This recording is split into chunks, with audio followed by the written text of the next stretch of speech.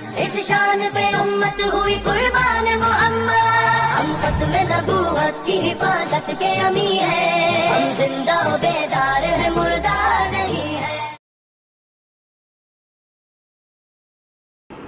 بسم اللہ الرحمن الرحیم، الحمد للہ رب العالمین، والصلاة والسلام على سید الانبیاء والمرسلین، اما بعد فاعوذ باللہ من الشیطان الرجیم، بسم اللہ الرحمن الرحیم۔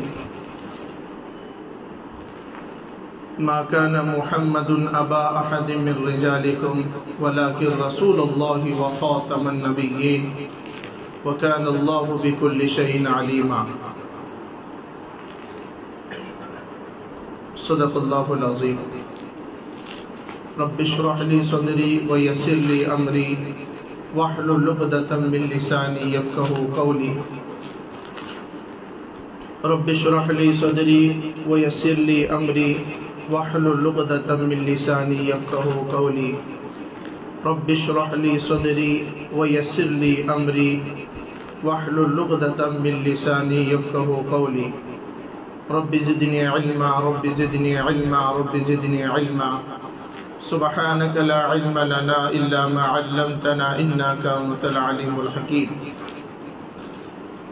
سب ایک مرتبہ آواز بلند عبادت کی نیت سے اور عشق کے ساتھ، محبت کے ساتھ، دل کے خلوص سے دربار رسالت میں نماز والا درود پاک پیش فرمائیں۔ اللہم صلی علی محمد وعلی آل محمد كما صليت على إبراهيم وعلى آل إبراهيم إنك حميد مجيد۔ اللهم بارك على محمد وعلى آل محمد كما باركت على إبراهيم وعلى آل إبراهيم إنك حميد مجيد۔ ہر ابتدا سے پہلے ہر انتہا کے بعد، ہر ابتدا سے پہلے ہر انتہا کے بعد، ذات نبی بلند ہے ذات خدا کے بعد۔ دنیا میں جس قدر احترام کے قابل ہیں لوگ، دنیا میں جس قدر احترام کے قابل ہیں لوگ، میں سبھی کو مانتا ہوں مگر مصطفیٰ کے بعد صلی اللہ علیہ وسلم۔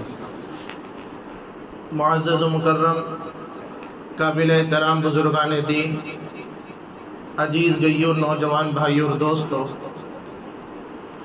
آج ہماری سکل کوٹ شہر کے اندر مسجد عائشہ میں مغرب کی نماز کی فراغت کے بعد ایک اہم ترین اور بہت ہی زیادہ ضروری مسئلے کو سمجھنے اور ایسا سمجھنے کہ ہم خود دوسروں کو سمجھانے والے بنے، اس اعتبار سے آج ہم اس مسجد کے اندر ہم جمع ہیں، اور جس مسئلے کو اور جس اہم ترین بات کو ہم سننے جا رہے ہیں، یہ ہماری جتنی بھی دین کی باتیں آج تک ہم سنتے آئے ہیں اور سنتے رہیں گے، ان ساری باتوں میں سب سے زیادہ اہم اور سب سے زیادہ ضروری ہے۔ تین چیزیں ہیں، ایک تو ہے عقائد، اور دوسرے ہیں مسائل، اور تیسرا ہے اعمال۔ اعمال کے صحیح ہونے کے لیے مسئلہ کا صحیح ہونا بھی ضروری، یعنی میں جو نماز ایک عمل میں نے ادا کیا، اس نماز والے عمل کو صحیح کرنے کے لیے اس کے مسائل بھی ہمارے لیے جاننا ضروری ہے۔ وضو ہم کرتے ہیں، یہ ایک عمل ہے، وضو صحیح ہو رہا ہے یا غلط ہو رہا ہے، اس کے مسائل کو جاننا بھی ہمارے لیے ضروری ہے۔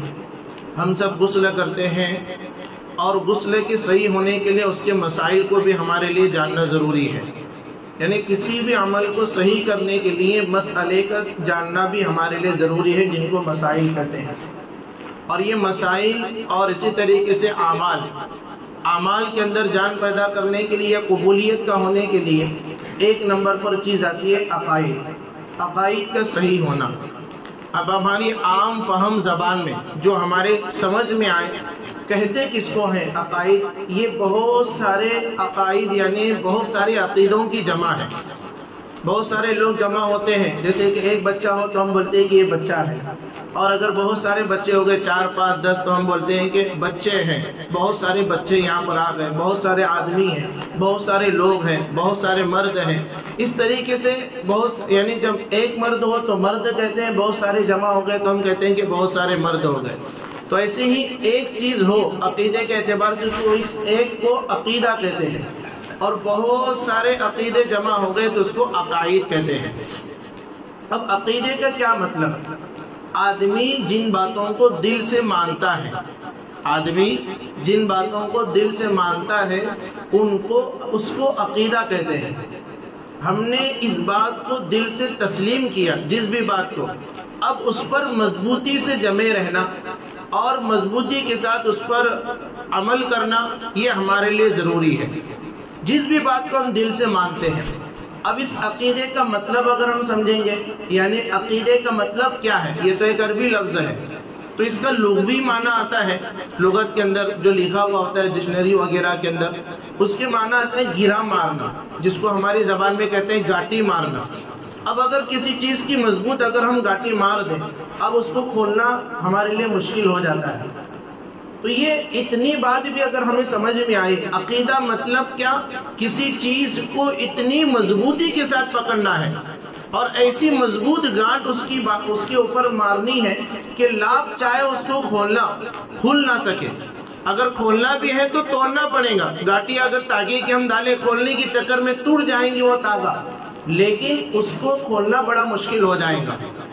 ایسے ہی جیسے کسی چیز کو گاٹی مارنے کے بعد اس کا کھلنا مشکل ہو جاتا ہے، ایسے ہی اعمال میں مضبوطی کے ساتھ ہمیں اپنے آپ کو جمے رہنا ہے، ایسی مضبوط گاٹھ ہمیں مارنی ہے کہ کھولنے والا کھول کر تھک جائے لیکن کھل نہ سکے۔ اگر کھولنے کی کوشش کریں تو اس کو ٹوٹ سکتی ہے وہ، جس کو ہماری زبان میں کہیں گے کہ ہم گردن کٹا سکتے ہیں، مر سکتے ہیں، مٹ سکتے ہیں، لیکن جس چیز کو ہم نے مضبوطی سے پکڑا ہے اس کو چھوڑ نہیں سکتے۔ تو اسے بہت سارے عقائد ہیں، بہت سارے عقیدے ہیں، ان میں سے دو عقیدے آج ہمارے سامنے ہوں گے قابل غور، اس کو سمجھنا بھی ہے اور دوسروں کو سمجھانا بھی ہے۔ کیا کرنا ہے ہم کو؟ سمجھنا، اور ہم اپنی زبان سے کہیں سمجھانا بھی۔ کیا کرنا ہے ہم کو؟ سمجھانا ہے دوسرے کو، صرف سن کر چلے گئے نہیں۔ یہ اتنا اہم ترین مسئلہ ہے، یہ کہیں گے کہ نہیں یہ ہمارے حافظ صاحب کا کام ہے، یہ ہمارے عالم صاحب کا کام ہے، ایسا نہیں۔ کچھ چیزیں ہیں وہ خاص انہی کی ہیں، مسائل بیان کرنا یہ ساری چیزیں انہی کا کام ہے، اور کچھ چیزیں ان کے لیے خاص ہیں، لیکن یہ ایسا مسئلہ ہے صرف انہی کے لیے خاص نہیں ہے، یہ ہر اس بندے کی ذمہ داری ہے جو اپنے آپ کو مسلمان کہتا ہے۔ اور الحمدللہ اللہ کا فضل ہے، بڑے فخر کے ساتھ ہم کہتے ہیں کہ ہم کون ہیں؟ مسلمان ہیں۔ بولے سب اپنی زبان سے، ہم کون ہیں؟ مسلمان ہیں۔ یہ فخر ہے ہم کو، اسی فخر کے ساتھ ہمیں جینا ہے، اسی فخر کے ساتھ ہمیں مرنا ہے، کیونکہ یہ چیز اللہ نے ہم کو دی، ایمان کی دولت۔ اب اس کو بچانا، اس کو بنانا، اس کی حفاظت کرنا یہ ہماری ذمہ داری ہے۔ قرآن پاک کی ایک آیت کے ذریعے سے ہم سمجھیں گے۔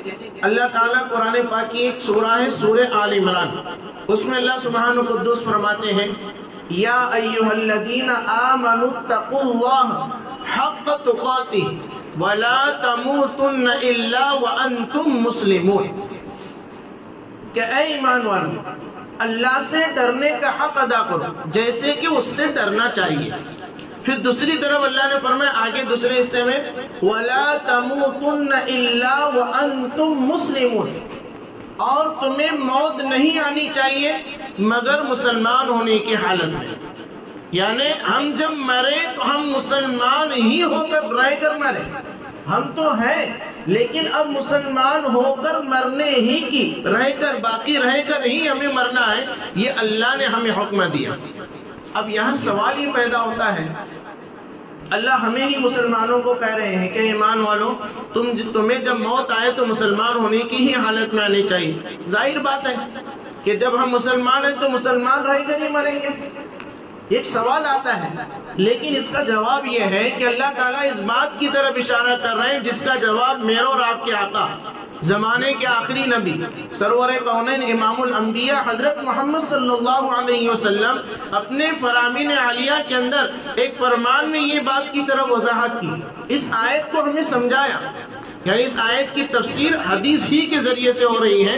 ہمارے نبی فرماتے ہیں کہ قیامت کے قریب ایسے حالات امت پر آئیں گے، پوری لمبی حدیث ہے، اس کا خلاصہ میں آپ کے سامنے رکھ رہا ہوں کہ مسلمان صبح تو کرے گا مسلمان ہونے کی حالت میں، لیکن شام ہوتے ہوتے کب وہ کافر بن جائے گا، کب وہ اسلام سے باہر نکلے گا، اس کو پتہ بھی نہیں چلے گا۔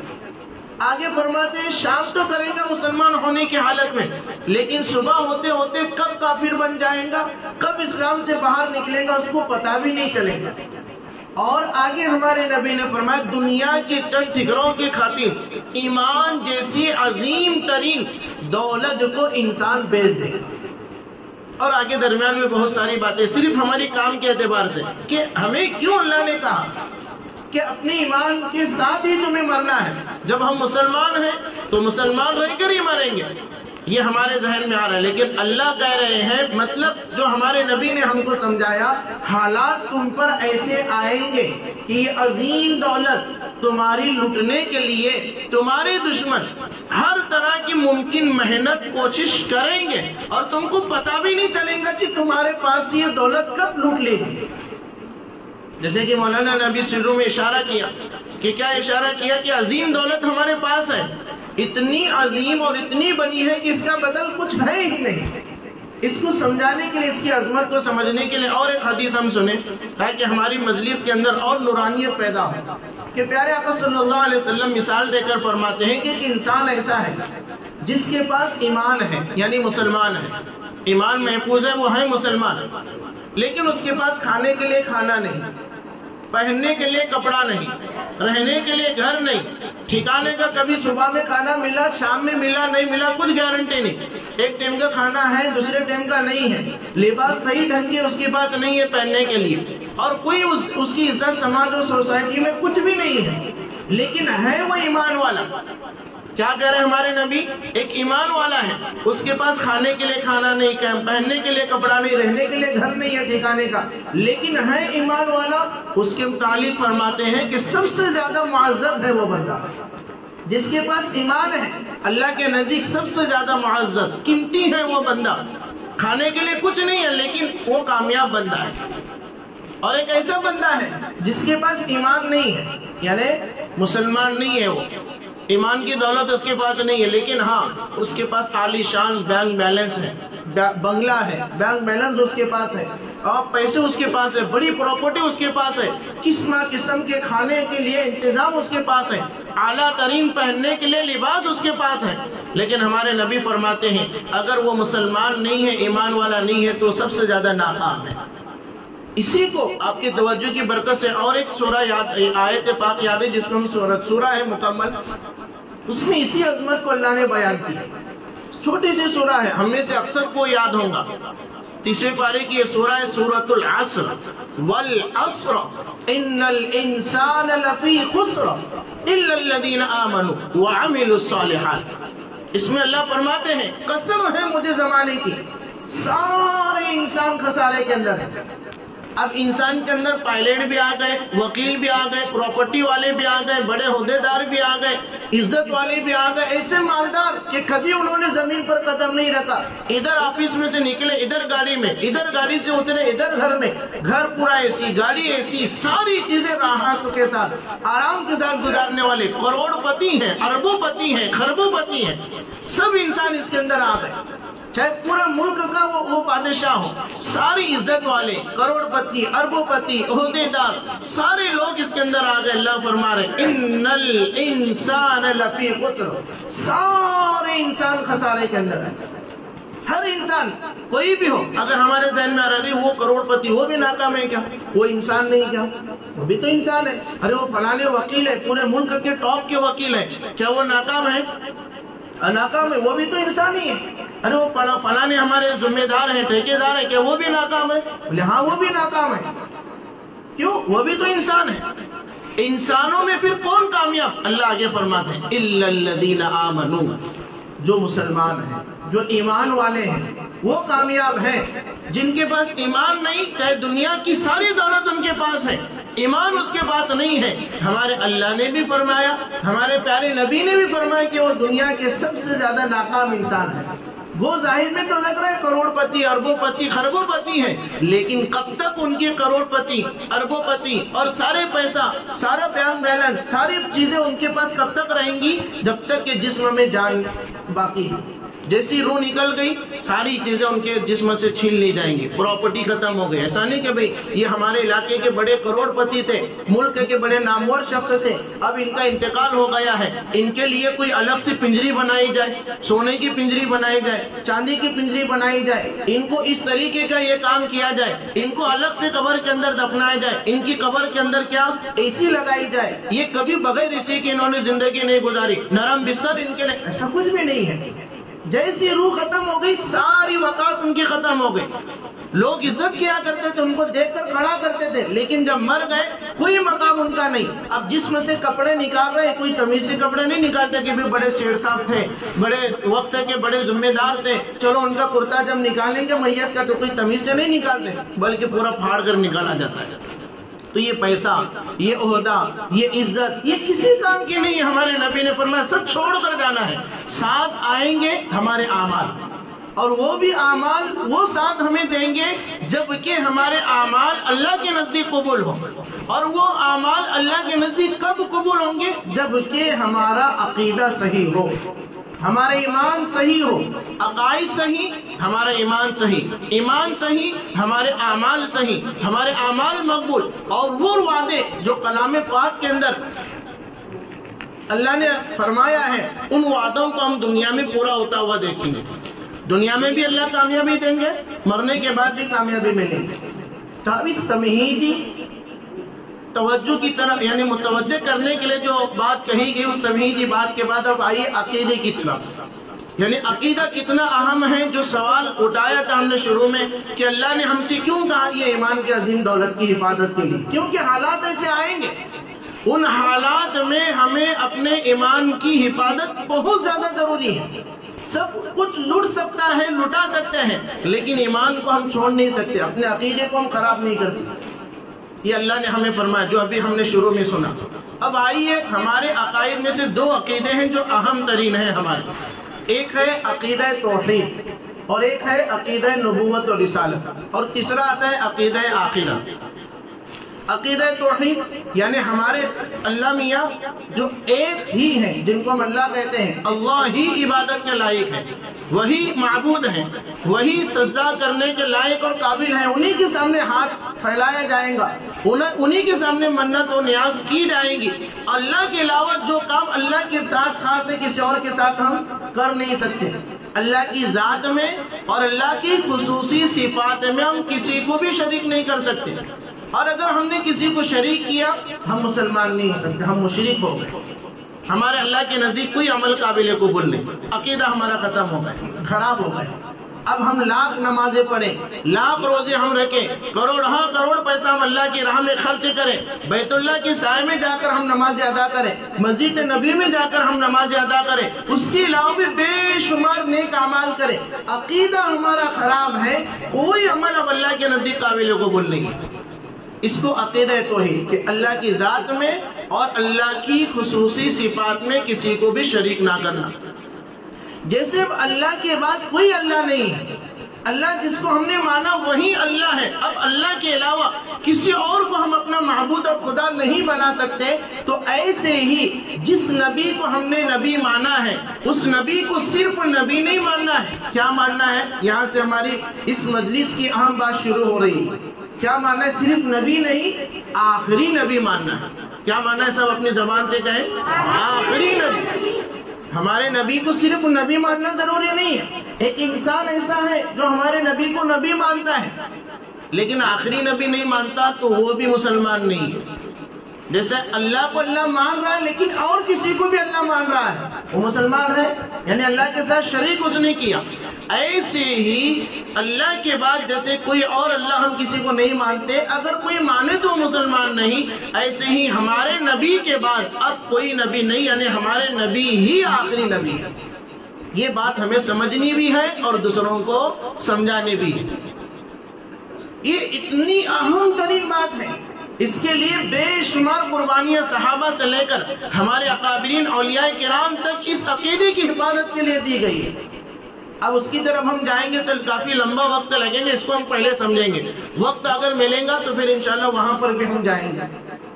تو کیا بات کہیں گے؟ ہمارے نبی کو صرف نبی نہیں ماننا ہے، کیا ماننا ہے؟ آخری نبی۔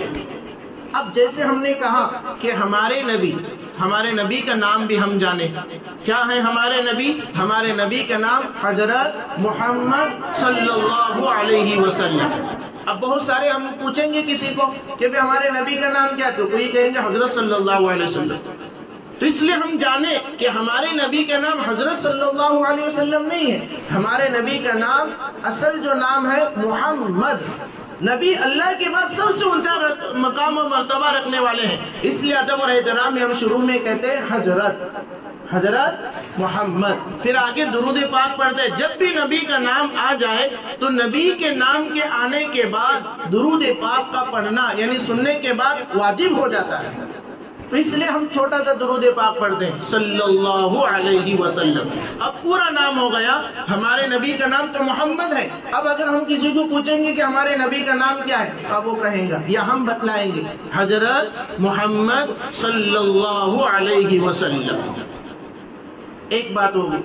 اب دوسری بات، ہم نے اپنے نبی کا نام بتلایا، وہ ہمارے نبی کا نام جانتا ہے، یعنی یہ کہہ کر ہمارے نبی کا نام بتلا رہے کہ وہ میرے نبی ہیں، وہ ہمارے نبی ہیں۔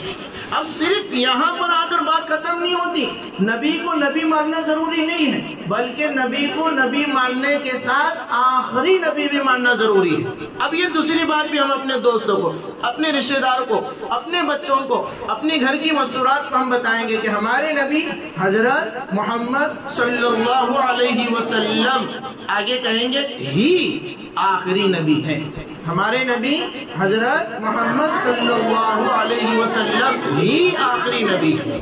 ہی کہہ کر ہم نے جتنے بھی قیامت تک جھوٹے لوگ آئیں گے اس پر ضرب لگا دی، اس کی نفی کی کہ تم سب جھوٹے ہو، ہے سچے نبی صرف اور صرف میرے نبی حضرت محمد صلی اللہ علیہ وسلم۔ آپ سے پہلے جتنے بھی لوگ یعنی یہ زمانے کے اندر جتنے بھی جھوٹے پیدا ہوئے اور ان سے پہلے ہمارے نبی سے لے کر اب تک جتنوں نے بھی نبوت کا دعویٰ کیا ان سب کو ہم جھوٹا ثابت کر رہے ہیں ہی کہہ کر، کیونکہ جو جھگڑا جو ہے ہی اور بھی کا ہے۔ اب آئیے شروع سے ہم دیکھیں گے اب تحفظ ختم نبوت کی اہمیت کیوں ہے، اس کا مختصر سا خاکہ ہمارے سامنے ذکر کیا گیا۔ اب کیوں اس کی ضرورت ہے، اس کے بعد آئیں گے۔ جب اتنا اہم ترین مسئلہ ہے کہ اگر کوئی ہمارے نبی کو آخری نبی نہیں مانتا، یہ جانتا کہ نہیں کہ کون ہے نبی آخری، تو وہ مسلمان ہو سکتا کیا؟ نہیں ہو سکتا۔ یہ بنیاد ہے ہماری۔ اگر کوئی وقت کا اپنے آپ کو بہت بڑا بزرگ کہے یا بہت بڑے وہ علامہ بھی کیوں نہ ہو، بہت بڑے عالم دین ہی کیوں نہ ہو، یا بہت بڑے حافظ قرآن ہی کیوں نہ ہو، یا بہت بڑے علاقے کے ذمہ دار ہی کیوں نہ ہو، یا کروڑ پتی اربوں پتی خربوں پتی ہی کیوں نہ ہو، لیکن انہوں نے یہ کہا کہ ہمارے نبی کے بعد فلانے بھی نبی ہیں، تو وہ مسلمان ہو سکتے؟ ارے ہاں نہیں ہو سکتے، اس لیے کہ ہمارے نبی کے بعد کوئی بھی نبی نہیں۔ ایسا نہیں کہ ہمارے علاقے کے سیٹ لوگ ہیں یہ ہمارے علاقے کے بڑے، کیونکہ یہ ایسے خطرناک فتنے جو آگے ہمارے سامنے آئیں گے، بڑے دیندار ہم کو لگیں گے ان کے لباس سے، لبادے سے، اور پہننے اوڑھنے سے، ان کے چال ڈھال سے، ان کے بول چال سے، لیکن وہ مسلمان نہیں ہوں گے۔ تو ہم کسی کی بھی ظاہر پر نہیں جانا ہے، ہمیں دل سے ہم نے ٹھان لیا، اس بات کو مضبوطی سے پکڑ لیا۔ جیسے شروع میں بات ہم نے سنی، عقیدہ کس کو کہتے ہیں؟ کسی بھی چیز کو مضبوطی سے پکڑنے کو، یا لغوی معنی کیا ہے؟ گھیرا مارنا، یعنی گاٹی مارنا۔ اب ایسی مضبوط ہم نے گانٹ ڈال دی، ایسے مضبوط ہم نے اپنے آپ کو بنا لیا کہ اللہ ہی اللہ ہے، اللہ کے علاوہ کوئی معبود نہیں ہے، اور اگر کوئی اللہ کے علاوہ کسی کو اللہ مانے تو وہ مسلمان نہیں ہو سکتا۔ ایسے ہی ہمارا دوسرا یہ عقیدہ ہے کہ ہمارے نبی حضرت محمد صلی اللہ علیہ وسلم ہی آخری نبی ہے، یہ مضبوط گانٹ باندھ لی۔ اب سامنے والا کروڑ پتی ہو کر آئے ہمارے سامنے اور اپنے پیسوں کا روپ بتائے، اپنے عہدے کا روپ بتائے، اپنی طاقت کا روپ بتائے، اور اپنے ہر طرح کی چیزوں کو روپ بتائے، کسی بھی طاقت کے سامنے ہمیں ڈگمگانا نہیں ہے، پہاڑ کی طرح ہمیں مضبوط ہونے کی ضرورت ہے۔ ہمیں آئیں گے ڈرانے والے، دھمکائیں گے، مال کی لالچ ہم کو دیں گے، عہدے کی لالچ دیں گے اور دیگر چیزوں کی ہم کو لالچ دے کر ہمارے اس مضبوط عقیدے کو ٹھیس پہنچانے کی کوشش کریں گے۔ لیکن ہمیں اپنے ایمان کو، اپنے عقیدے کو ایسا مضبوط کرنا ہے جیسے ایک پہاڑ ہے۔ پہاڑ طوفانی جب بارش آتی ہے تو کیا اپنی جگہ چھوڑ کر کسی آسرے میں آ کر کھڑے ہوتا ہے؟ نہیں۔ تپتی ہوئی دھوپ ہوتی ہے تو کیا وہ دھوپ کی تکلیف سے بچنے کے لیے کسی سہارے میں، کسی درخت کے سہارے میں آتا ہے؟ نہیں آتا۔ طوفانی بارش ہو یا تپتی ہوئی دھوپ ہو یا کڑاکے کی کیا ہو، ٹھنڈی پڑ رہی ہو، وہ ٹھنڈی سے بچنے کے لیے اپنی جگہ چھوڑ کر کسی اور نرم اور گرم جگہ پر نہیں آتا۔ ایک پہاڑ چاہے طوفان آئے، چاہے آندھی آئے، چاہے خطرناک قسم کی طوفانی بارش ہونے لگے یا کڑاکے کی ٹھنڈی پڑے یا خطرناک قسم کی دھوپ آئے، وہ پہاڑ ٹس سے مچ نہیں ہوتا اپنی جگہ سے۔ جیسے ایک پہاڑ کیسی بھی حالات کیوں نہ ہو، ہر حال میں اپنے آپ کو مضبوط کھڑا کیا ہوا ہے، ایسے ہی ان حالات میں ہم مسلمانوں کو اپنے ایمان کو مضبوط کرنے کی ضرورت ہے۔ چاہے ہم 2 وقت کی روٹی نہ کھائیں، بھوکے رہنا پڑے، ہم بھوکے رہنے کے لیے تیار ہیں۔ بھوکے اپنے بچوں کو رکھنا پڑے، ان کو بھوکا رکھنے کے لیے تیار ہیں۔ سب کچھ قربانی دینے کے لیے تیار ہیں، لیکن عظیم دولت جو ایمان کی ہمارے پاس ہے، اس کا سودا کرنے کے لیے ہم تیار ہیں۔ ایسے مضبوط ہمیں بننے کی ضرورت ہے۔ آئیں گے ہم پر حالات، ایسا نہیں کہ ہم ایمان والے ہیں تو ہم پر حالات نہیں آئیں گے، اللہ کی مدد آئیں گی۔ جیسے کہ شاعر نے کہا ہے کہ ہم ایمان والے ہیں تو ایسا نہیں کہ اب ہمارے ہاتھ میں ادھر بھی لڈو ادھر بھی لڈو۔ امتحان کے لیے اللہ تعالیٰ کبھی حالات ہم پر بھیجیں گے، آئیں گے آزمائش۔ اللہ نے سورہ ملک کے اندر فرمایا، 29 پارے کی سورہ ہے، جس میں اللہ فرماتے ہیں الذی خلق الموت والحیات لیبلوکم ایکم احسن عملا، کہ ہم نے زندگی اور موت کو بنایا۔ کیوں بنایا؟ امتحان کے لیے، آزمائش کے لیے، کہ تم میں کون اچھا عمل کرتا ہے۔ حالات تو آنے والے ہیں۔ اسی کو شاعر کہتا ہے، پھلدار کے نصیب میں ہے پتھروں کی چوٹ، پھلدار کے نصیب میں ہے پتھروں کی چوٹ، گر یہ حوصلہ نہیں تو بے ثمر رہو۔ اگر کوئی پھلدار درخت ہے، پھل لگے ہوئے، کیری لگی ہوئی ہے، پیرو لگا ہوا ہے، یا کوئی اور پھلدار درخت ہے، ہر کوئی اس کو پتھر مارتا ہے کہ پتھر مار کر میں اس کو لے لوں۔ تو جو بے پھل درخت ہے اس کو کوئی بھی پتھر نہیں مارتا، کانٹے دار درختوں کو۔ جیسے پھلدار کے نصیب میں پتھروں کی چوٹ، کیا مطلب اس کا؟ اب جب مجھ پر پتھر لگنے والے ہیں تو وہ درخت پھل دینا نہیں چھوڑتا، اپنا کام وہ کرتا ہے۔ مجھے تو زخم کھانے ہیں، دھوپ کی تپش مجھے برداشت کرنی ہے، دوسروں کے پتھر بھی مجھے کھانے ہیں، لیکن میرا کام مجھے چھوڑنا نہیں ہے، دوسروں کو مجھے فائدہ پہنچانا ہے۔ مجھے یہ ذمہ داری اللہ نے دی۔ اللہ کی ایک مخلوق، یہ بھی درخت ہے، یہ شجر، یہ حجر، سب اللہ ہی کے مخلوق ہے، اپنے کام میں وہ لگے ہوئے، اپنی ذمہ داری سے نہیں ہٹتے۔ ایسے ہم مسلمانوں تو ہم پر بھی حالات آئیں گے۔ حالات کا مطلب کیا؟ میں آپ کو ڈرا نہیں رہا ہوں، میں آپ کو احتیاط بتلا رہا ہوں، سمجھا رہا ہوں کہ ہمیں ان حالات میں کیا کرنا ہے۔ جیسے کہ حالات آ رہے ہیں، جیسے مثال کے طور پر بارش آنے والی ہے، طوفانی بارش آئیں گی تو کیا ہم گھر کے باہر نہیں نکلتے؟ بارش آ رہی ہے تو اس بارش سے بچنے کے آلات، اس کے جو ذرائع ہیں، اس کو ہم استعمال کرتے ہیں۔ طوفانی بارش آ رہی ہے، مجھے نماز کے لیے جانا ہے تو ہم نماز چھوڑ کر تو نہیں بیٹھتے، ہم چھاتا لیتے ہیں، ہم رین کوٹ پہنتے ہیں۔ کوئی بھی چیز جس سے بارش سے بچنا ہے، اس سے وہ چیزوں کو استعمال کر کر ہم اپنے منزل تک پہنچتے ہیں۔ اب تھوڑے دن کے بعد کیا آئیں گی؟ سردی آئیں گی۔ ہمارے گھر کی مستورات کو ہم دیکھیں گے کہ وہ سردی کے جتنے بھی چیزیں ہیں باہر نکالیں گے، سوٹر ہے، مفلر ہے، ٹوپی ہے، اس کو صاف صفائی کرتے ہیں کہ ابھی ٹھنڈی آنے والی ہے، میرے بچے کو یا میری بچی کو ٹھنڈی نہ بجے، پورا انتظام کرتے ہیں وقت سے پہلے ٹھنڈی سے بچنے کے لیے۔ گرمی آتی ہے، پھر گھر کے اندر کولر ہوتا ہے، ساری چیزیں ہوتی ہیں، اس کی ریپیئرنگ کی جاتی ہے، وقت سے پہلے ساری چیزوں کی تیاری۔ حالات کو دیکھ کر ڈرنا نہیں ہے، بلکہ تیار رہنا ہے کہ اس گرمی سے بچنے کے حالات کیا ہیں۔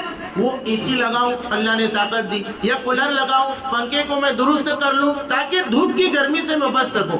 ٹھنڈی آ رہی ہے، ٹھنڈی سے ڈر کر ہمیں گھبرانا نہیں ہے، احتیاط اختیار کرنا ہے کہ ٹھنڈی سے بچنے کے حالات اور ذرائع کیا ہیں، یہ نرم چیزیں مجھے استعمال کرنی ہے۔ بارش کے موسم سے ہم چل رہے ہیں، بارش آ رہی ہے تو ڈر کر ہم بیٹھتے نہیں کاروبار چھوڑ کر، بلکہ اس طوفانی بارش بارش میں بھی چھاتا لے کر یا رین کوٹ لے کر ہم نکلتے ہیں، ڈرتے نہیں، احتیاط اختیار کرتے ہیں۔ وہ ذرائع جن کے ذریعے سے پانی سے ہم بچ سکتے ہیں ان چیزوں کو ہم استعمال کرتے ہیں۔ ایسے ہی ایمان کو لوٹنے والے چور، ڈاکو، ڈکیتی کرنے والے یہ لوگ آئیں گے، ان سے ڈر کر ہمیں خوف زدہ نہیں ہونا ہے۔ اپنے ایمان کو ہم کیسے بچا سکتے ہیں اس کی فکر ہمیں کرنی، اسی فکر کے لیے مجالس الحمدللہ ہو رہی ہے، اور ہماری اس مسجد میں تقریباً دوسری مرتبہ ہے۔ اس سے پہلے جنوری میں ہوئی تھی، اس کے بعد اب روئی اور عقل کوٹ کے اکثر مسجدوں میں اور دیہاتوں میں ہر مسجد بدل بدل کر ہو رہی ہے۔ اسی کا ایک حصہ ہمارے یہاں ہے کہ ہم کس طریقے سے احتیاط اختیار کریں۔ تو اب آئیے ہماری اصل بات کی طرف، ہمیں کیسا مضبوط اپنے آپ کو ہونا ہے، چاہے کیسی بھی طوفانی طاقت ہمارے سامنے آ جائے، مضبوط، ڈرنا نہیں ہے۔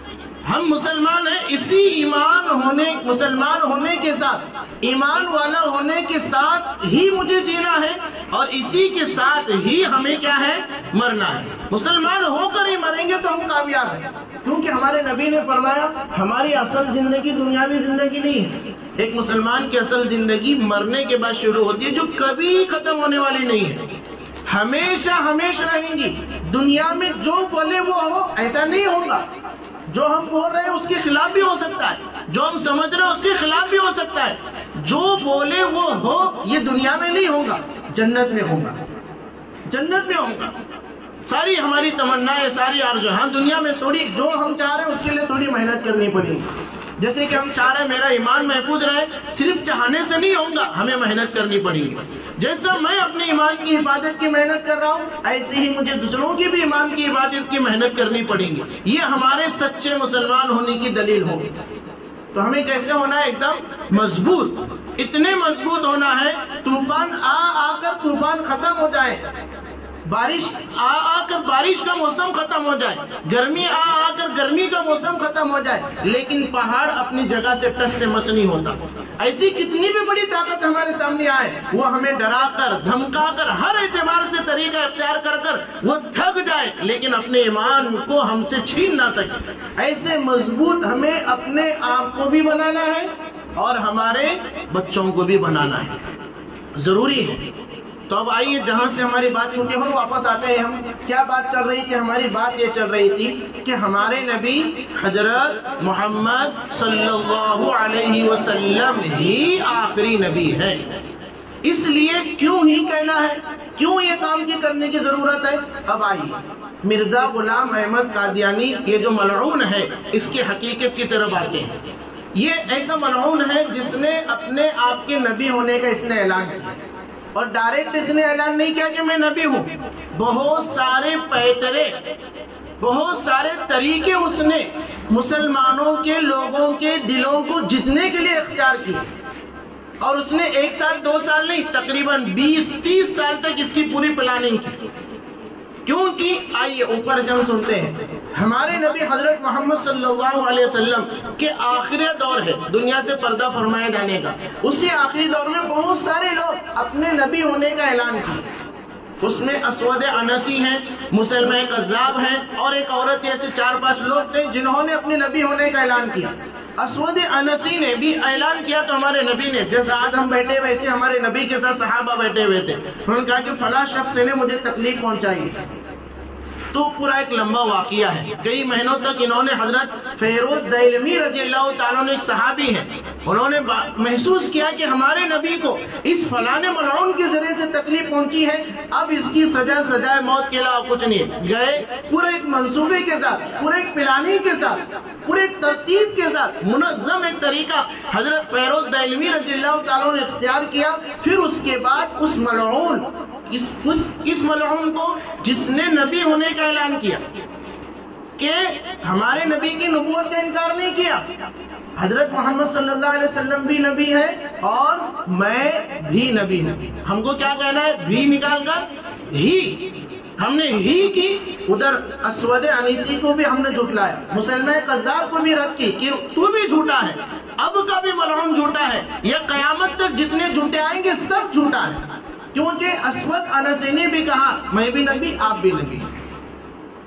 تو حضرت پیروز دہلوی نے پورے منظم طریقے سے ایک طریقہ بنا کر اس کو جہنم رسید کر دیا، اور ہمارے نبی کو آپ صلی اللہ علیہ وسلم کو یہ خبر پہنچائی گئی کہ فلانے شخص نے جس نے نبی کا دعویٰ کیا تھا اس کو جہنم رسید کیا، اور فلانے صحابی کے ذریعے تو جہنم پہنچ گیا۔ پھر اس کے بعد ہمارے نبی کا بالکل اور آخری کا دور ہے مسلمہ کذاب یمن کے اندر، اس نے بھی اپنے نبی ہونے کا اعلان کیا، اور صرف اعلان نہیں کیا بلکہ ایک سرکولر بھیجا، چٹھی بھیجی ہمارے نبی کے پاس کہ میں مسلمہ کذاب پورا نام لکھا، اللہ کا رسول محمد الرسول اللہ کے نام یہ خط بھیج رہا ہوں، اور ہمارے نبی کو کہا کہ میری نبوت کو بھی آپ تسلیم کرو، نعوذ باللہ۔ ہمارے نبی نے جب پڑھا تو ہمارے نبی بہت غصے میں آئے، اور وہ جو لے کر آئے تھے ان سے پوچھا کہ تم اس خط کے بارے میں کیا کہتے ہو، تمہارا کیا عقیدہ ہے اس کے بارے میں؟ وہ ملعون بھی اس کے چاہنے والے تھے، انہوں نے کہا کہ ہم بھی اس کو نبی مانتے ہیں۔ کس کو؟ مسلمہ کذاب کو۔ ہمارے نبی طیش میں آئے اور غصے میں اور کہا اگر قاصدوں کے مارنے کا قانون نہ ہوتا، کیونکہ جو قاصد آتے ہیں ان کا احترام کرنا ہے، ان کو عزت دینا ہے، قانون تھا، اگر ان کے قتل کا قانون نہ ہوتا تو یہیں پر تمہیں جہنم رسید کرتا۔ پھر یہ فتنہ بڑا مضبوط ہوتا گیا، ہمارے نبی دنیا سے پردہ فرما گئے۔ اب یہ فتنہ اتنا مضبوط ہوا یمن کے اندر، اس نے تقریباً کئی ہزار لوگوں کو اپنے چنگل میں پھنسا لیا۔ کس کا دور ہے؟ نبی کا دور ہے، خیر القرون کا دور ہے، ہمارے نبی موجود ہیں، ابھی قریب ہی کے اندر دنیا سے پردہ فرما گئے، حضرت ابو بکر کے دور خلافت کا دور ہے۔ جب ایسے مبارک دور میں ایسے فتنے نکل سکتے ہیں تو کیا ہمارے زمانے میں فتنے نہیں نکل سکتے؟ آج بھی ہم جیسے بہت سارے لوگ ہوں گے جو یہ کہتے ہیں کہ بھی ایسے کوئی فتنے نہیں ہیں۔ ہم اپنے کانوں سے سن رہے ہیں، ہمارے شہر کے واقعات ہم بتلا رہے ہیں، اپنے شولہ پور کے فتنے نہیں، کہاں قادیانی ہے، کدھر قادیانی ہے، چپ تم کچھ بھی بولتے پھر۔ حالانکہ یہ قادیانی لوگ جن کی ابھی آخر میں ہمارے سامنے 5-6 منٹ کے اندر بات آئیں گی، کس طریقے سے محنت کر رہے ہیں، تب پتا چلیں گا کہ بھئی یہ لوگ یقیناً ہمارے علاقے میں کام کر رہے ہیں اور ان کو احساس بھی نہیں ہو رہا۔ جب وہاں وہ ہو سکتے ہیں، بہت سارے یہ بھی کہتے ہیں کہ نہیں اتنے سارے علماء کرام ہیں، اتنے بڑے بڑے اللہ والے یہاں رہتے ہیں، اتنے بڑے بڑے دیندار لوگ یہاں ہیں، تو یہ فتنے کیسے آ سکتے ہیں؟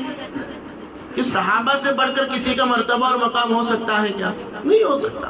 نبی سے بڑھ کر کسی کا مقام اور مرتبہ ہو سکتا ہے؟ نہیں ہو سکتا۔ یہ آزمائش کے طور پر ہونا ہے اور ہو کر رہے گا۔ خوش نصیب ہے وہ لوگ ان فتنوں کے دور میں اپنے ایمان کی حفاظت بھی کرتے ہیں اور دوسروں کی ایمان کی حفاظت کا اپنے آپ کو ذریعہ بھی بناتے ہیں۔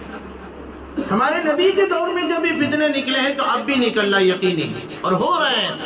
کئی ایسے لوگوں سے سابقہ پڑا ہے، کوئی بات نہیں ہے، جب ان کو بات سمجھائی گئی جو کہنے لگی کہ ایسا ہے کہ مجھے تو معلوم بھی نہیں۔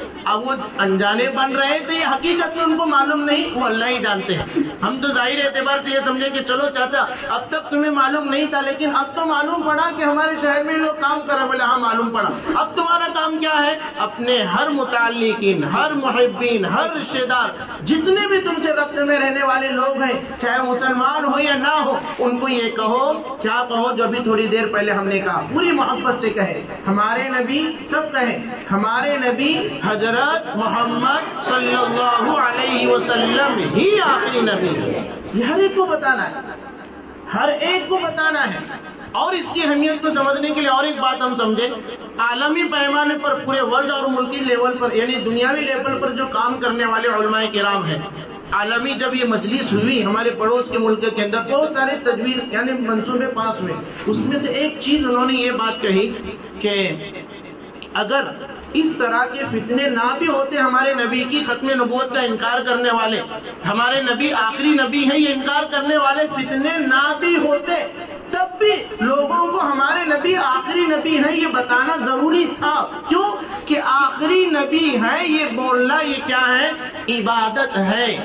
جیسے نماز کی دعوت دینا عبادت، روزے کی دعوت دینا عبادت، بد نظری سے بچانے کی دعوت دینا عبادت، پڑوسی کے حقوق کو ادا کرنے کی دعوت دینا عبادت، شوہر کے حق کو ادا کرنے کی دعوت دینا مستورات کی عبادت، شوہر کو دعوت دینا اپنے بیوی کے حق کو ادا کرنے کی عبادت، بچوں کو صحیح تعلیم دینے کی دعوت دینا یہ عبادت۔ جیسے بے شمار چیزیں عبادت، ویسے ہی ان ساری چیزوں میں سب سے بڑی عبادت کہ ہمارے نبی حضرت محمد صلی اللہ علیہ وسلم ہی آخری نبی ہیں، یہ کہنا ضروری تھا۔ جب ہمارے نبی آخری نبی ہے یہ کہنا اس وقت ضروری تھا جب کوئی فتنے ہی نہ ہو۔ اب تو فتنے ہی فتنے ہیں چاروں طرف، ہر طرح کے فتنے نکل رہے ہیں۔ کیسے نکل رہے ہیں؟ ہمارے نبی نے مثال دی، بارش کے بوندوں کی طرح آسمان سے جیسے بارش کے بوندے اور قطرے گرتے ہیں، ایسے ہی فتنے کثرت کے ساتھ نکلیں گے، ایک کے بعد ایک، ایک کے بعد ایک، ایک کے بعد ایک، اور اسی ماحول سے تقریباً ہم گزر رہے ہیں۔ تو یہ ہمارے نبی حضرت محمد صلی اللہ علیہ وسلم اب ہمارے لیے اور زیادہ ضروری ہو چکا ہے کہ آخری نبی ہے یہ کہنا۔ اب حضرت ابو بکر صدیق رضی اللہ تعالیٰ عنہ کا دور خلافت ہوا، شروع ہوا۔ اب بہت سارے فتنے نکلے اس وقت، زکوٰۃ کے منکرین نکلے، سب کو حضرت ابو بکر نے ڈانٹ پلائی اور اپنی غیرت ایمانی کا مظاہرہ کیا، اور ہم جیسے بے غیرت مجھ سے اور آپ سے ساری دنیا کے مسلمانوں کو مخاطب کرتے ہوئے اور ہماری ان بے غیرتی کو جھنجھوڑنے کے لیے ایک تاریخ ساز جملہ حضرت ابو بکر صدیق رضی اللہ تعالیٰ عنہ فرمایا، اَيُنْقَصُ الدِّينُ وَأَنَا حَيٌّ، کہ میں زندہ رہوں، میں ابو بکر، اور دین کے اندر جو پیارے نبی دین لے کر آئے اس میں کوئی کمی بیشی ہو، یہ میں اس کو برداشت نہیں کر سکتا۔ حالات اتنے خطرناک کہ چاروں طرف سے مدینے کو دشمنوں نے گھیر لیا تھا، ایک طرف یہودی تیار بیٹھے ہوئے، ایک طرف بہت سارے لوگ مرتد ہو رہے اور بہت سارے ہمارے نبی کی ختم نبوت کا انکار کر کے مسلمان کذاب کو نبی ماننے والے ہیں۔ حضرت ابو بکر نے فیصلہ کیا، کیا فیصلہ کیا؟ ان ملعون اور اس ملعون مسلمہ کذاب اور اس کے ماننے والے جتنے بھی ملعون ہیں، ان کو سبق سکھانے کے لیے پوری ایک تیاری کی کہ ان پر لشکر کشی کی جائے۔ صحابہ نے کہا، کیا کہا؟ حالات بڑے خراب ہیں، مدینہ میں ہی رہ کر ان ملعونوں سے مقابلہ کیا جائے گا۔ حضرت ابو بکر نے کہا کہ نہیں، چاہے پورے مدینہ کے اندر میں اکیلا ہی ہوں اور یا کوئی بھی نہ ہو، اور یہ مدینہ کے اندر میں اکیلا بھی اور سب کے سب لڑنے کے لیے چلے جائے اور جنگل کے درندے آ کر میرے جسم کو نوچ کر بھی کھا جائے، اس کو برداشت کرنے کے لیے میں تیار ہوں، لیکن پیارے نبی صلی اللہ علیہ وسلم کی تاج تخت ختم نبوت پر جس نے حملہ کیا ہے، جو ہماری نبی کی عزت اور آپ کے مقام اور مرتبے کو ٹھیس پہنچایا ہے، میں اس کو ایک منٹ بھی زمین پر دیکھنے کے لیے برداشت نہیں۔ یہ اپنی غیرت ایمانی اور اپنے نبی صلی اللہ علیہ وسلم سے تعلق اور اپنی محبت کا اظہار صرف زبان سے نہیں کیا، عملی طور پر حضرت ابو بکر صدیق رضی اللہ تعالیٰ نے کام کیا اور پورا ایک لشکر بنا کر مسلمان قذاب کے مقابلے کے لیے بھیجا۔ بڑی بھاری بھرکم تعداد مرتد ہو گئی اور بڑا لشکر مسلمان قذاب کے ساتھ تھا۔ ادھر مسلمانوں کی طاقت کمزور بھی پڑ رہی ہے۔ پھر اس کے بعد حضرت خالد بن ولید رضی اللہ تعالیٰ عنہ کو حضرت ابو بکر صدیق رضی اللہ تعالیٰ عنہ ترتیب دے کر بھیجا۔ پھر کئی دنوں کی گمسام لڑائی کے بعد اس ملعون مسلمہ قذاب کو جہنم رسید کر دیا گیا، اور یہ جو جنگ یمامہ ہوئی ہے، اس جنگ کو کہتے ہیں جنگ یمامہ، اور اس جنگ یمامہ میں تقریباً 1200 صحابہ و تابعین شہید ہو گئے تھے۔ اس عقیدے کی حفاظت کے لیے انہوں نے اپنے بیویوں کو بیوہ کیا، اپنے بچوں کو یتیم کیا، اپنے جسم کے ٹکڑے کروائے۔ کتنے؟ 1200۔ اس میں بھی 700 حفاظ حافظ قرآن صحابہ تھے، اور اس میں بھی 70 جنگ بدر میں شریک ہونے والے قابل معتمد اور قابل احترام سب سے زیادہ فضیلت رکھنے والے جنگ بدر میں شریک ہونے والے جو صحابہ تھے، ان میں سے 70 صحابہ شہید ہوئے۔ ایک بات اور اس کی اہمیت کو سمجھنے کے لیے آئیے، ہمارے نبی کے دور میں، ہمارے نبی جب حیات تھے، بہت ساری جنگیں ہوئی ہیں۔ ہم اپنی بات کی ختم کی طرف آ رہے ہیں، جہاں سے بات شروع ہوئی وہیں پر آ کر ہم ختم کریں گے۔ بہت سارے فتنے، کیا کہہ رہا ہے؟ بہت ساری جنگیں ہوئی ہمارے نبی کی حیاتی میں، جیسے جنگ بدر ہم جانتے ہیں، جنگ احد ہے، جنگ خندق ہے، اور ایسے بہت سارے جنگیں ہوئی۔ کل ملا کر ساری جنگوں میں جو شہید ہونے والے صحابہ ہیں کتنے ہیں؟ 259۔ صرف 259 صحابہ شہید ہوئے، اور ہمارے نبی کی عزت و ناموس یعنی تاج تخت ختم نبوت، یعنی ہمارے نبی آخری نبی ہے، اس عقیدے کی حفاظت کے لیے ایک جنگ میں کتنے صحابہ نے اپنی جان کے نذرانے پیش کیے؟ 1200 صحابہ، اس میں بھی حفاظ صحابہ، جنگ بدر میں شریک ہونے والے 70 صحابہ ہیں۔ اس سے یہ اہمیت اور اس کا مقام اور مرتبہ، اس کی اہمیت اور اس کی عظمت سمجھ میں آتی ہے کہ یہ کام کتنا ضروری ہے۔ کیا کام کرنا ہے؟ ہمیں جنگیں نہیں کرنا ہے، وہی کام جو ابھی شروع میں ہم نے کہا تھا. کیا کہا تھا؟ کہ ہمارے ہر دوست تک ہمیں یہ پیغام پہنچانا ہے. کیا پیغام پہنچانا ہے؟ سب کہیں اپنی زبان سے، ہمارے نبی حضرت محمد صلی اللہ علیہ وسلم ہی آخری نبی ہے. اب آخری ہی کہہ کر ہم نے کہا وہ مسلمان قذاب کو بھی جھٹلایا. پھر اس کے بعد چلتے چلاتے ہوتے ہوتے آئیے جہاں سے ہماری بات یہ ہوئی تھی اب وہاں کر ہم آپ کر جوڑتے ہیں. ایسے بہت سارے فتنے آتے رہے، بہت سارے درمیان میں جھوٹے نبی پیدا ہوتے گئے، اور اس وقت کہ جو غیور مسلمان تھے انہوں نے ان کو صفحے ہستے سے مٹا دیا. اب یہ جو مرزا غلام احمد قادیانی ملعون جو تھا وہ جانتا تھا کہ مسلمان اپنی جان سے زیادہ، اپنی بیوی بچوں سے زیادہ، اپنی عزت سے زیادہ، اپنی مال سے زیادہ، اپنی ہر محبوب ترین چیزوں سے زیادہ اگر کسی سے محبت کرتے ہیں تو وہ آقا حضرت محمد صلی اللہ علیہ وسلم کی ذات اقدس سے محبت کرتے ہیں. اگر اس مسئلے کو ہم چھیڑیں گے جیسے اب میں چھیڑوں گا، جیسے ان ملعونوں کو جہنم رسید مسلمانوں نے کیا مجھے بھی ہوگا. اس لیے انہیں پورا ایک منصوبہ اس نے بنایا، ایک منظم طریقہ اس نے اختیار کیا. اس کو کھڑے کیا تھا انگریزوں نے، ایک لمبی تاریخ ہے، اور انگریز کی وفادار تھا اس کا پورا خاندان. تو یہ ملک کی بھی غدار ہے اور ملت یعنی اسلام کے بھی غدار ہے. یہ صرف اسلام کے غدار نہیں ہے، یہ اسلام کے ساتھ ساتھ ہمارے ملک عزیز بھارت کے، ہندوستان کے بھی کیا غدار ہے.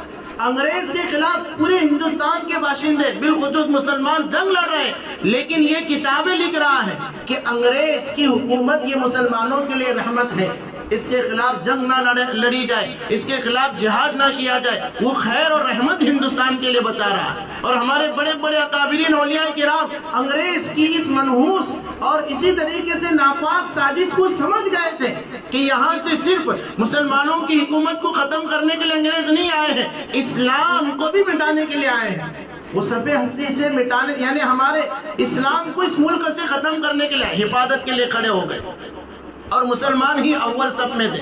ہماری معلومات کے لیے جیسے ابھی 15 اگست آ رہا ہے، 15 اگست کے ٹائم پر ہم جانتے ہیں کہ 1900 کب ملک آزاد ہوا؟ 1947 میں ہمارا ملک آزاد ہم جانتے ہیں. لیکن یہ بھی ہم جانیں یہ ملک کی آزادی کی جنگ صرف 50 سال نہیں لڑی گئی، تقریباً 200 سال لڑی گئی. کتنے سال؟ 200 سال میں سے ہم سمجھیے 150 سال تنہا اکیلے مسلمان تھے. اور مسلمانوں میں بھی کون تھے؟ بڑے بڑے وقت کے محدثین، فقہاء، بڑے بڑے علماء ربانی جو خانقاہوں میں بیٹھ کر لوگوں کی دلوں کی تزکیہ کیا کرتے تھے. لیکن انہوں نے دیکھا کہ ناپاک سازش کے ساتھ اس ملک کے اندر ناپاک سازش کے ساتھ انگریز آ رہا ہے، تو اپنے ذکر کے حلقے انہوں نے ختم کیے، حدیث پڑھانے والے حلقے ختم کیے، اور جا کر جنگ آزادی کے لیے آواز اٹھائی. تقریباً 150 سال الگ الگ دور سے تنہا اکیلے مسلمان تھے. پھر آخر میں جا کر آخر کے جو 50 سال ہیں اس میں ہمارے غیر مسلم بھائیوں کو بھی ساتھ میں لے کر جنگ آزادی لڑی. اسی لیے کہتے ہیں پوری تاریخ کا خلاصہ کہ ہمارے علم میں ہو. 2 باتیں جنگ آزادی کے طور پر ہم سمجھے. کتنے سال جنگ لڑی گئی؟ 200 سال. اس میں اور بات سمجھنے کے لیے جتنا خون ہمارا ملک کے آزادی کے پیچھے بہا ہے، ہمارے غیر مسلم بھائیوں کا، دوسروں کا پسینہ بھی نہیں بہا ہے اتنا جتنا ہم مسلمانوں نے بہا ہے. اس سے پتہ چلتا ہے کہ ہم سچے وفادار ہیں ملک عزیز کے. اس لیے ہمیں پورے حق کے ساتھ، پورے فخر کے ساتھ، پورے غرو کے ساتھ ہمارے اس ملک کے اندر ہمیں رہنا ہے، اور اپنے اسلامی تشخصات کے ساتھ اور اسلامی پہچان کے ساتھ رہنا ہے انشاءاللہ. تو یہ ملک عزیز کی آزادی کے لیے ایک طرح مسلمان لڑ رہے ہیں، تو مسلمانوں کو کمزور کرنے کے لیے اس کو مرزا غلام احمد قادیانی کو انگریزوں نے کھڑا کیا. اب یہ جانتا تھا کہ یہ پوری تاریخ شروع سے اسلام کی، کہ اگر میں ڈائریکٹ کہوں نبی ہوں تو مجھے لوگ چھوڑنے والے نہیں. اس نے تقریباً اسی کی کتاب ہے سیرت المہدی، روحانی خزائن اور دیگر بہت ساری کتابیں ہیں. انہی کتابوں میں پورا اس نے اس تحریر کو لکھا ہے، ساری چیزیں اس کے اندر لکھی گئی ہیں. انا للہ.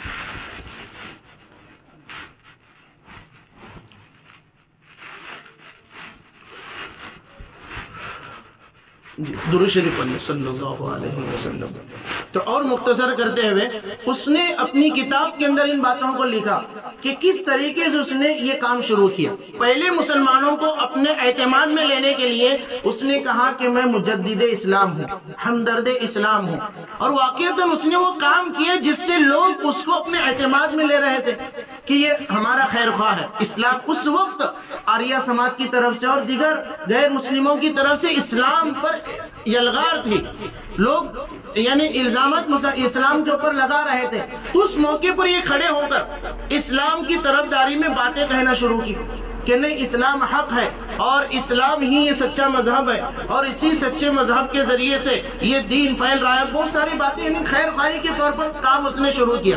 تو اس وقت کے بڑے بڑے علماء تھے کہ بھئی اچھی محنت کر رہا ہے، اس کی طرفداری بھی کی، لیکن دبے دبے الفاظ میں یہ پورے 10 سال اس نے کام کیا، یعنی 1881 سے لے کر 1891 تک یہ 10 سال اس نے اپنے مجدد اسلام ہونے کے، ہمدرد اسلام ہونے کے اور معمور من اللہ ہونے کے کہ اللہ کی طرف سے میں یہ کام کے لیے متعین ہوں، اور یہ کام شروع کیا اس نے۔ لوگ اس کے معتمد بھی ہوتے گئے، لیکن دبے دبے الفاظ میں کچھ انداز میں کچھ ایسے الفاظ بھی اس نے کہے اس وقت کے جو بڑے بڑے اللہ والے تھے وہ بھاگ گئے کہ یہ بندہ آگے جا کر کوئی بہت بڑا ایسا کام کرنے والا ہے جس سے لوگ مرتد ہو جائے، یعنی نبی ہونے کا یہ دعویٰ کر سکتا ہے۔ ایسے دبے دبے اس کے الفاظ۔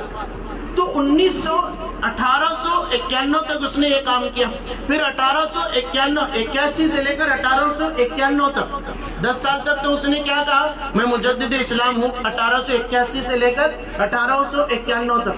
پھر 1891 سے لے کر اس نے اپنا رنگ چھوڑنا شروع کیا دھیرے دھیرے، جیسے گرگٹ اپنا رنگ بدلتا ہے اس طریقے سے اس نے اپنا رنگ بدلنا شروع کیا کہ میں مہدی ہوں، نعوذ باللہ، میں حضرت عیسیٰ علیہ السلام ہوں، یہ دعوے اس نے کیے۔ پھر آگے جا کر صرف مہدی ہونے کا دعویٰ نہیں کہ اگر کوئی شخص اپنے آپ کو مہدی کہے وہ بھی مسلمان نہیں، کوئی اپنے آپ کو حضرت عیسیٰ علیہ السلام کہے وہ بھی مسلمان نہیں۔ صرف یہیں پر وہ نہیں رکا، پہلے 20 سال تک محنت کی، اب دھیرے دھیرے اپنا دعویٰ کر رہا ہے میں حضرت مہدی ہوں، میں حضرت عیسیٰ علیہ السلام ہوں۔ پھر کہا آگے جا کر میں ذلی نبی ہوں، میں بروزی نبی ہوں، الگ الگ اس نے دعوے کیے۔ باقاعدہ 1901 میں اس نے نبی ہونے کا دعویٰ کیا کہ میں نبی ہوں۔ اب جب اس نے کہا کہ میں نبی ہوں کا کیا مطلب، ہمارے نبی آخری نبی نہیں رہے۔ ہم مسلمانوں کا عقیدہ کیا ہے جو ہم شروع سے سمجھ رہے ہیں کہ ہمارے نبی ہی آخری نبی ہے، ہمارے نبی کے بعد اب قیامت تک کسی بھی قسم کا کوئی نیا نبی پیدا ہونے والا نہیں ہے۔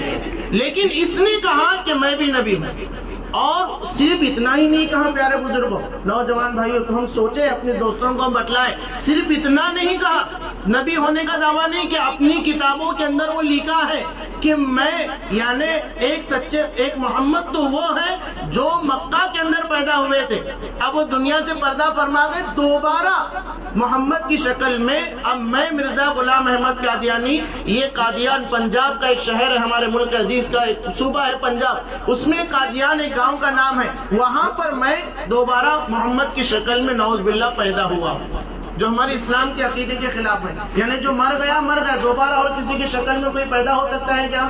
نہیں ہو سکتا، ہمارا یہ عقیدہ ہے۔ اس نے صرف نبی ہونے کا دعویٰ نہیں کیا، بات کو ہم سمجھے، ہمارے نبی ہونے کا دعویٰ یعنی صرف نبی ہونے کا نہیں، وہ کہہ رہا ہے میں خود وہی محمد جو مکہ میں پیدا ہے تو دوبارہ میری شکل میں آئے ہیں، نعوذ باللہ۔ یہ بڑی خطرناک قسم کی توہین بھی ہے، بے ادبی بھی ہے۔ اب یہ غیرت مند مسلمان اس کو برداشت نہیں کر سکتا۔ اس وقت جنہوں نے آپ اس کی ملعون کی جو حمایت کی تھی وہ سمجھ گئے کہ بہت بڑا، دھیرے دھیرے پھر ملک گیر میں انہوں نے محنتیں کی، رات دن ایک کر کر لوگوں کو اس کے زہر سے بچنے کی تعلیم دی، اور ہمارے اکابرین یہ زور لگایا کہ لفظ قادیانی کو اتنا عام کرو کہ یہ قادیانی لوگ جو اپنے آپ کو قادیانی کہتے ہیں، یہ لفظ قادیانی سننا ان کے لیے گالی ہو جائے۔ کیا ہو جائے؟ گالی ہو جائے ان کے لیے۔ تو یقیناً ہمارے اکابرین نے ایسی محنت کی کہ آج اگر کسی قادیانی کو اگر ہم ملیں گے، اگر اس کو کہیں گے کہ بھئی تو قادیانی ہے، ایک بار کہیں گے چپ بیٹھیں گا، پھر کہیں گے کہ تو قادیانی ہے، وہ چیڑ میں آئیں گا کہ مجھے قادیانی مت کہو، میں مسلم احمدیہ جماعت سے تعلق رکھتا۔ ہمارے اکابرین نے جو محنت کی وہ محنت ایسی رنگ لائی کہ اب یہ لوگ اپنے قادیانی کو، لفظ قادیانی کو سننے کے لیے بھی تیار نہیں. اب وہ اپنے آپ کو کیا کہتے ہیں؟ مسلم احمدیہ جماعت. جیسے کہ ابھی موجودہ جو حکومت ہے، ہم نیوز پر ہم نے سنا بھی ہوگا، ٹی وی پر اور موبائل پر دیکھا بھی ہوگا، ہماری اس موجودہ حکومت کے ایک بڑے عہدیدار نے کہا کہ بھئی مسلم احمدیہ جماعت سے تعلق رکھنے والے مسلمانوں کو کافر کہنے کا ہمارے ملک ہندوستان کسی کو بھی ادھیکار نہیں دیتا. ہمارا ملک کا قانون ادھیکار دے نہ دے، کوئی لوگ اس کو کافر کہے یا نہ کہے، وہ کیا ہے؟ کافر ہے، یعنی مسلمان نہیں ہے، مسلمان نہیں ہے. ہم اس بات سے بالکل متفق ہیں اور اس بات پر ہم پہاڑ کی طرح بالکل مضبوط ہیں. کسی بھی طاقت سے ہم ڈریں گے نہیں، چاہے ڈرانے والا ڈرائے دھمکائے، لیکن ہمیں ڈرنا دھمکنا نہیں ہے. وہی پہاڑ کی طرح ہمیں اتنا مضبوط ہونا ہے کہ ہمارے آزمائش ہو سکتی ہے، اس لیے ہمیں ابھی سے مضبوط ہونا ہے. اور اس مضبوطی کے لیے ہمیں دوسرا کام کیا کرنا ہے؟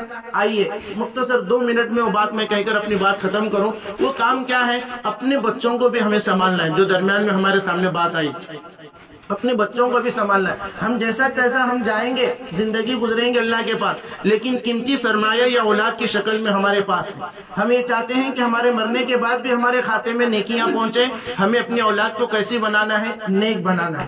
اور ایسا نیک بنانا ہے کہ کتنی بھی بڑی طاقت ان کے سامنے آئے، وہ پہاڑی کی طرح ایسے مضبوط ہو کہ ہر طاقت کا وہ مقابلہ کرے. ابھی نیو تعلیمی پالیسی جو بنائی گئی ہے، تعلیمی ایک نظام نیا بنایا گیا ہے، وہ ایسا نظام ہے، ہمارے بڑے اکابرین کہتے ہیں کہ اس نظام کے تحت اسکول پڑھنے والا مسلمان بچہ مسلمان رہ ہی نہیں سکتا. اب وہ پالیسی آج نہ کل آ جائیں گی، مطلب نیا جو نیا تعلیمی نظام ہے آج نہ کل وہ آئے گا. ہم یہ چاہتے ہیں کہ ہمارے بچے محفوظ رہیں، ایمان پر باقی رہیں اور ان غلط چیزوں سے محفوظ رہیں. ابھی سے ہم ان کو بتلائیں اللہ کی عظمت، ہم ان کو بتلائیں گھر میں بیٹھے.